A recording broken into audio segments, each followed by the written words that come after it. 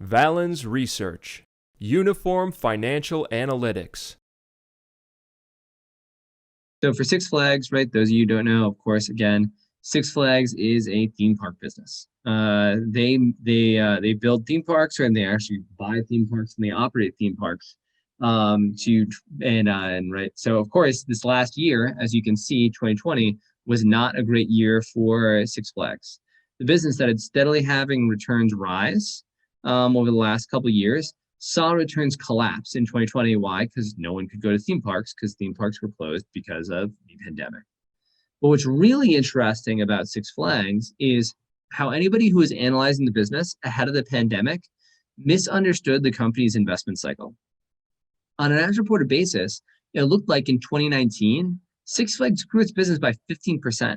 That's a pretty healthy amount of growth that the company theoretically plowed into itself. And if you were looking at a company that already had steadily improving ROAs and now was starting to invest in itself, well, that would have you have reasons to be excited. So then we look at the uniform accounting data that we can see really the business actually shrunk 10% last year, right? This company was already understanding that maybe it couldn't keep on ramping ROAs like it had, and it was starting to think about other ways that it could basically manage the assets of the business. You're having a different conversation with your fellow analysts, with your fellow portfolio managers, et cetera, if you're looking at Six Flags and you're talking about a growth business, as opposed to talking about a business that may be starting to try to manage its balance sheet more appropriately. You change the conversation and have a right conversation when you're using uniform accounting data.